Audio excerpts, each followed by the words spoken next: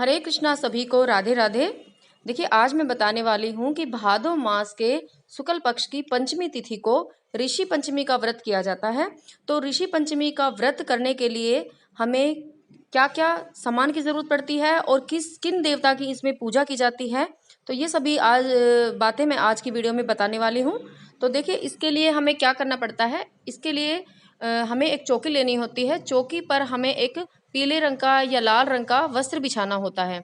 तो देखिए ऋषि पंचमी का जो व्रत होता है उसमें सप्त ऋषियों की पूजा की जाती है और जो सप्त ऋषि हैं उनके नाम है विश्वामित्र, वशिष्ठ, अत्रि, ऋषि गौतम, ऋषि भारद्वाज, ऋषि कश्यप और ऋषि जमदग्नि।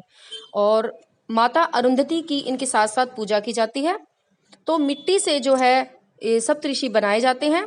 और देखिए मिट्टी से अगर आप बनाना चाहते हैं तो मिट्टी से, नहीं तो आप मिट्टी की जगह आप सुपारी भी ले सकते हैं। सुपारी से भी सप्तऋषि का निर्माण कर सकते हैं, या फिर आप सभी ऋषियों की फोटो अगर नेट से निकाल सके तो वो भी लगा सकते हैं। और जिस प्रकार आप करना चाहें उस प्रकार आप कर सकते हैं। तो उसके लिए क्या है, हमें जो है सभी को आसन देना होता है। आसन के लिए यहाँ चावलों का प्रयोग किया जाता है, लेकिन आज जो सप्तऋषि की जो पूजा है उसमें जो है हल से जुती हुई चीजें नहीं ली जाती हैं। तो मैंने यहाँ पर समा के जो चावल होते हैं, सामक जिन्हें बोलते हैं, वो मैंने लिए हैं, क्योंकि उनकी जो जुताई है वो हल से नहीं होती है।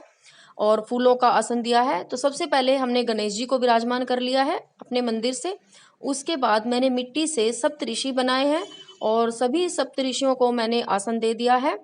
और माता अरुंधति को भी यहाँ पर आसन हमें देना है। और देखिए ऋषि पंचमी का जो व्रत है वो इसलिए किया जाता है क्योंकि जब स्त्री मासिक धर्म से होती है और स्त्रियों से अगर कोई पाप हो जाता है अनजाने में भी, तो उस पाप के निवारण के लिए ही ये व्रत किया जाता है। देखिए हम नहीं जानते कि हमारे से क्या पाप हो रहा है, लेकिन हम अगर रसोई में भी बढ़ रहे हैं, खाना बना रहे हैं उस समय पर, तो वो भी हमसे पाप ही हो रहा है। और हमारे घर में अगर कोई मंदिर, हमारे घर में जो मंदिर है और मंदिर के आसपास से हम निकल जाते हैं और हमारी परछाई भी अगर मंदिर पर पड़ जाती है, तो वो भी हमसे पाप ही हो रहा है। तो मतलब अनजाने में करते हुए भी हमारे से जो पाप हो जाते हैं, उन पाप के निवारण के लिए ही ये व्रत किया जाता है। तो देखिए सबसे पहले मैंने सप्तऋषियों को विराजमान कर दिया है और उसके बाद सबसे पहले हमें क्या है, दीपक जलाना है। तो दीपक भी मैंने जला दिया है। और देखिए सप्तऋषियों को जो तिलक किया जाता है वो चंदन से ही किया जाता है। तो मैंने चंदन का सबके तिलक कर दिया है। दिए का भी मैंने दीपक को भी तिलक कर दिया है, दीपक को भी क्योंकि पूजा जाता है। और माता अरुंधति को और गणेश जी भगवान को मैंने रोली से तिलक कर दिया है। और देखिए इसकी जो पूजा है वो दोपहर के समय भी की जाती है, दोपहर के समय ही की जाती है, या आप शाम को भी कर सकते हैं। और देखिए सबको मैंने वस्त्र रूपी जो है कलावा अर्पित करा है। और माता अरुंधति को भी आपको वस्त्र अर्पित करने हैं। वस्त्र के रूप में आप अपने घर में कोई भी चुनरी माता को उड़ा सकते हैं।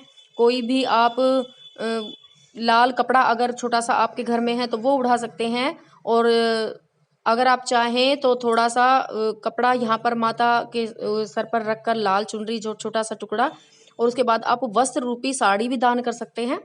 तो देखिए मैंने गणेश जी भगवान को सबको तिलक कर दिया है। उसके बाद गणेश जी भगवान को मैंने दुर्वा अर्पित करी है, दुर्वा चढ़ाई है, क्योंकि दुर्वा जो है भगवान गणेश जी पर चढ़ानी बहुत ज़रूरी होती है। और उसके बाद जो है मैंने जनेऊ अर्पित करा है, भगवान गणेश जी को मैंने जनेऊ अर्पित किया है। और वस्त्र रूपी सभी पर मैंने कलावा अर्पित किया है। सभी ऋषियों पर आप जनेऊ भी चढ़ा सकते हैं। और देखिए ये सप्त ऋषि पंचमी का जो व्रत है, ये अगर हम जो स्त्रियां हैं अगर वो मासिक धर्म से होती हैं और अगर वो मतलब इस टाइम से पूरा हो जाए उनका टाइम कि मासिक धर्म आने बंद हो जाएं जो है, उसके बाद अगर पूजा करें तो ज़्यादा अच्छा होता है। लेकिन अगर उस समय पे भी कर सकती हैं, क्योंकि अगर उस समय पे करती हैं तो बीच में अगर मासिक धर्म आ जाता है तो कोई ना कोई पूजा उनकी कभी छूट भी सकती है। जैसे हम संकल्प लेते हैं 11 का या जितने दिन का भी हम संकल्प लेते हैं, वैसे कम से कम 8 व्रत अवश्य करें, क्योंकि सप्तऋषि हैं तो 7 उनके और एक माता अरुंधति के नाम का, मतलब 8 व्रत जो है अवश्य ही किए जाते हैं। और देखिए अगर कोई व्रत आपका बीच में छूट जाता है, जैसे अगर हम पूजा पाठ नहीं कर सकते हैं, किसी साल का कोई छूट जाता है, तो आप एक उस साल का आगे बढ़ाकर उसको छोड़कर उस व्रत को ना करें और आगे बढ़ाकर वो व्रत कर सकते हैं। तो देखिए इस व्रत में हल से जुती हुई कोई भी चीज़ नहीं खाई जाती है।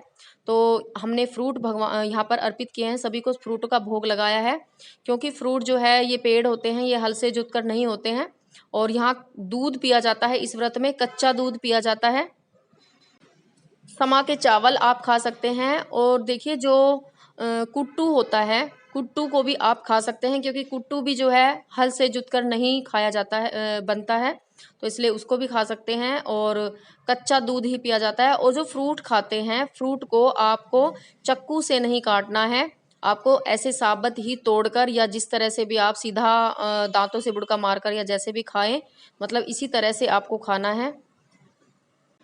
और सभी को पुष्प अर्पित करना है। माता अरुंधति को भी मैंने पुष्प अर्पित किया है और गणेश जी भगवान को भी पुष्प अर्पित किया है। उसके बाद आपको यहाँ पर आरती उतारनी है। अगर आरती आती है तो आरती, आप कोई आरती आती है तो बोले, नहीं तो आप इस प्रकार हाथ जोड़कर 7 बार दिया इस तरह से घुमाते हैं तो वो आरती ही मानी जाती है। तो इसी प्रकार आपको आरती करनी है।